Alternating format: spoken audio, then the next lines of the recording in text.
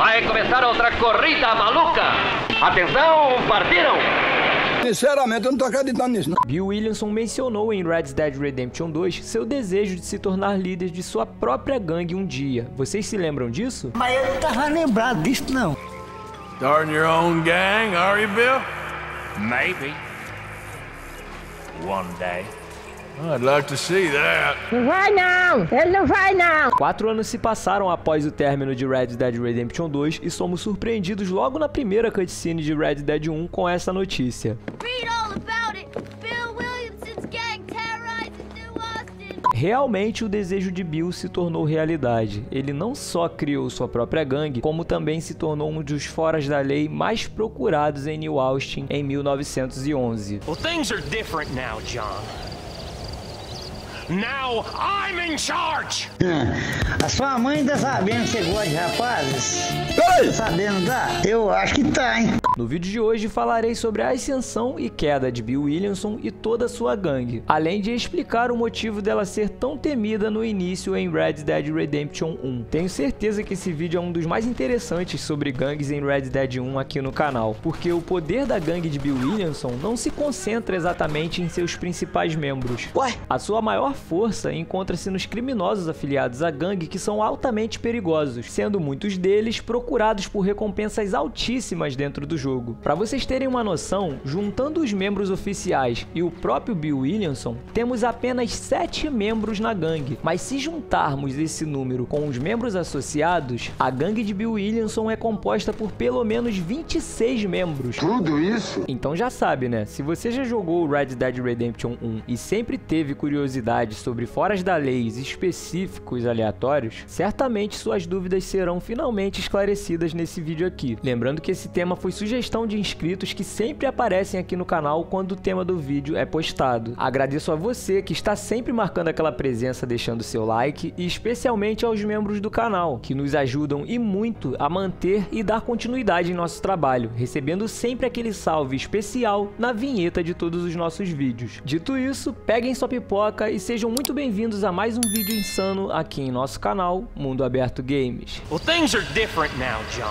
Now I'm in charge! Bora, Bill! Após a dissolução da gangue de Dutch Vanderland em Red Dead Redemption 2, da qual Bill Williamson fazia parte, ele aproveitou este fato para estar colocando seus desejos e ambições em prática, criando sua própria gangue em algum momento entre 1907 e 1911. A gangue eventualmente se destacou em New Austin, ganhando a reputação de ser a gangue mais perigosa que restava no Oeste. O primeiro jornal que temos acesso no jogo nos mostra claramente este fato. Williamson e sua gangue tomaram posse do Forte Mercer em Rio Bravo, o antigo domínio da gangue Del Lobo em Red Dead Redemption 2. Assim como Forte Mercer, após a dissolução dos Del Lobos entre 1907 e 1911, diversas outras gangues passaram a tomar posse de seus antigos territórios, assim como vimos em nossos vídeos sobre a gangue de Walton, do James Bullard e a gangue dos Caçadores de Tesouro, por exemplo. Inclusive, alguns desses vídeos deixarei nos vídeos finais. Em 1911, John Marston confronta Bill Williamson e sua gangue no Forte Mercer, na tentativa de capturar e entregar Bill para Edgar Ross e Archer Fordham. Obviamente, Bill Williamson não se entregou e um de seus homens baleou John naquele momento. Eu gostaria de merendar, se tem algum lanche para me comer.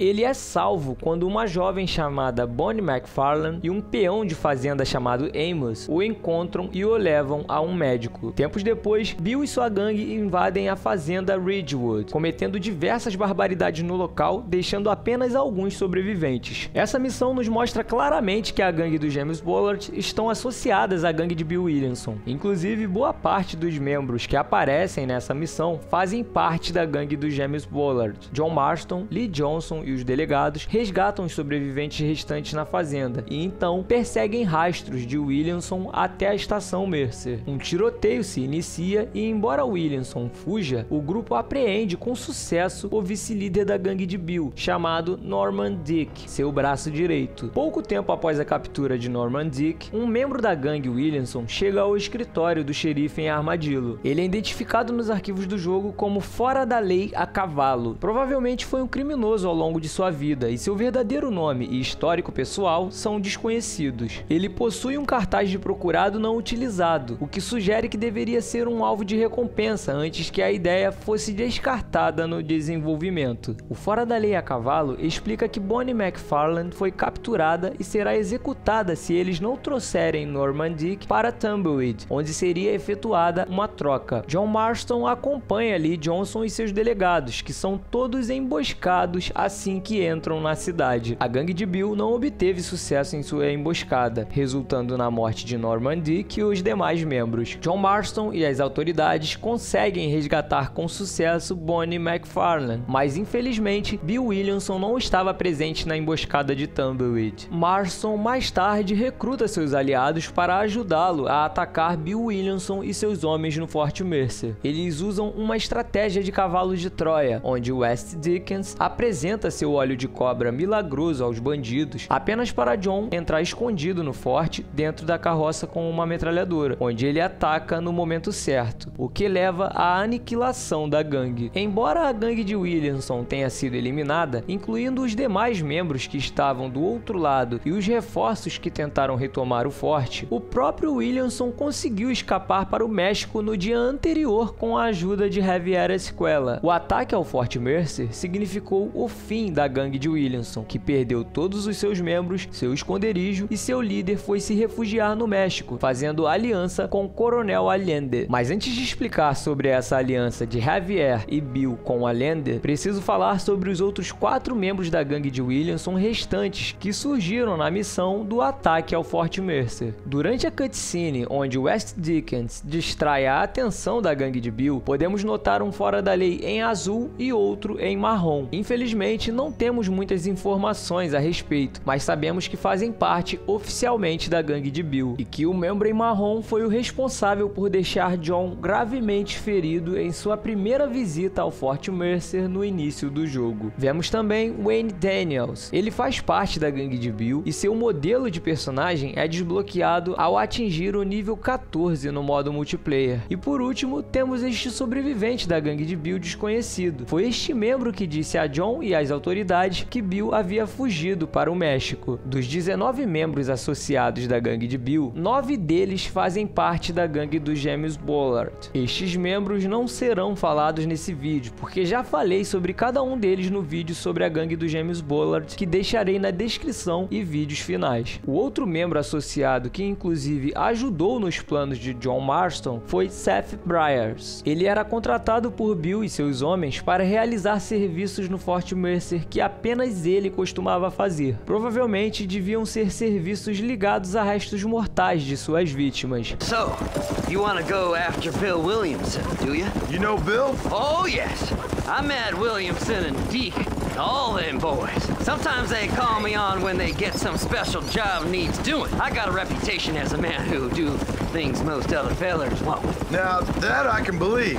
I reckon you can get in there, no bother. Assuming you help me find this map, that is. Como John ajudou Seth a encontrar seu tesouro, em troca, Seth traiu a confiança de Bill, dando um jeito de fazer com que John conseguisse entrar no Fort Mercer juntamente com West Dickens e sua carroça. Falei bastante sobre esse acordo entre John e Seth no vídeo sobre a gangue dos caçadores de tesouros, que também deixarei na descrição. Tirando mais esses 10 membros associados, restaram 9. Estes 9 membros associados são foras da lei independentes, que são frequentemente avistados em eventos aleatórios ou transitando pelo jogo no mundo aberto. Lembrando que, para não ficar chato, citando toda hora o mesmo detalhe em cada criminoso, vou resumir que muitos deles aparecem no esconderijo de Tumbleweed, em eventos e acampamentos aleatórios espalhados pelo mapa. Muitos deles também podem nos caçar caso estivermos com nível alto de procurado. Mostrarei cada um deles priorizando primeiramente os 3 primeiros associados que não possuem cartaz de procurado,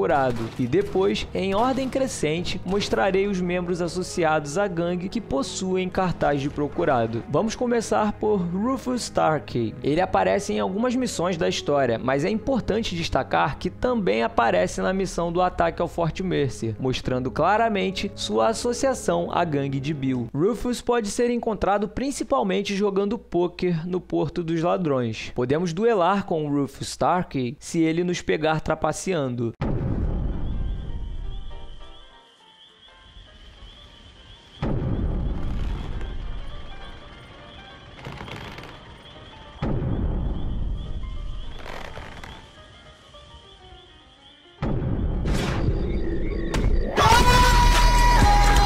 o bicho é bom mesmo, porra. O bicho é diferenciado, rápido, virado na desgraça. Ó, pra isso aí, passou humilhado no meu vídeo. Existem alguns eventos aleatórios onde podemos prender Rufus por um de seus crimes, como o de invasão a propriedades na cidade de Blackwater, por exemplo. Elmore Venice geralmente é visto no Porto dos Ladrões, vagando pelas ruas ou rondando o salão. Ele aparece em diversas missões do jogo, mas vale ressaltar sua presença na missão do ataque ao Fort Mercer. Em um de seus eventos aleatórios, por exemplo, podemos ajudar as autoridades a prendê-lo durante sua tentativa de fuga.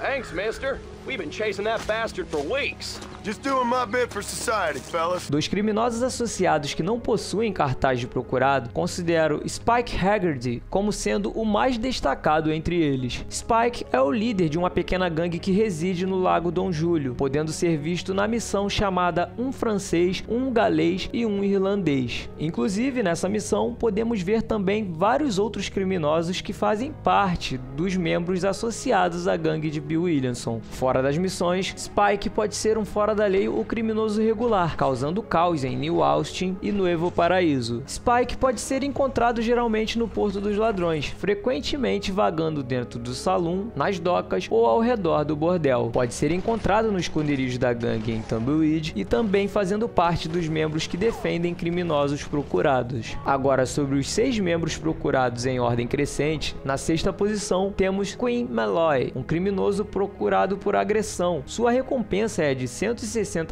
vivo e $80 morto. Malloy aparece entre os criminosos que fazem parte da gangue de Bill Williamson, defendendo o Fort Mercer durante o ataque. Fora das missões, ele pode ser encontrado com mais frequência no Porto dos Ladrões, frequentemente vagando dentro do salão e ao redor do bordel. Quinn Malloy parece ter algum tipo de fascínio pela representação bíblica do diabo devido às suas frequentes menções à dita entidade durante as conversas. Além disso, sua contraparte multijogador frequentemente menciona a si mesmo como sendo o diabo. Como é que é?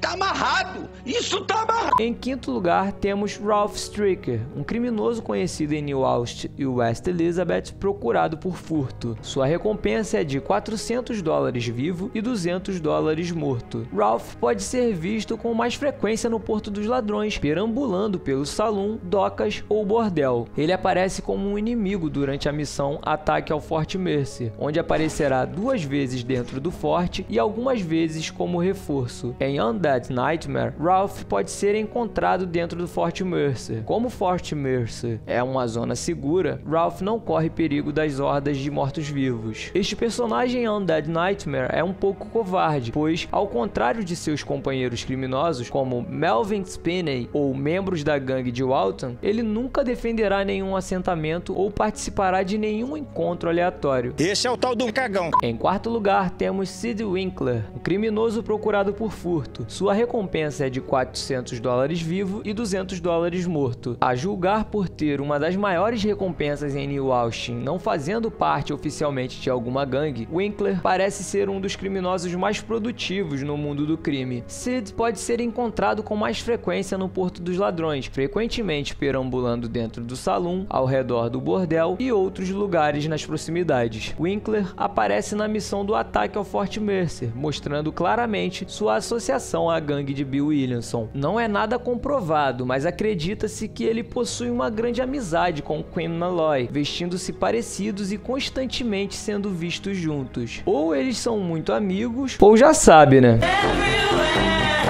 Ele gosta.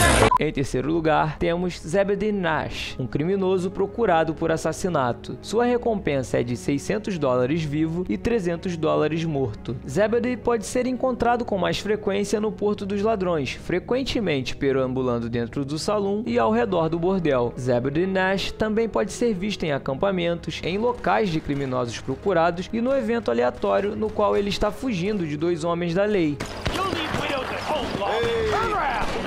You boys are embarrassing yourself. Em segundo lugar, temos Melvin Spinney, um fora da lei procurado por assassinato. Sua recompensa é de $600 vivo e $300 morto. Melvin pode ser encontrado com mais frequência no Porto dos Ladrões, frequentemente perambulando dentro do salão e ao redor do bordel. O Brasil todo conhece o pombo. E a rolinha? Tem como mostrar pra mim? Perdi a linha.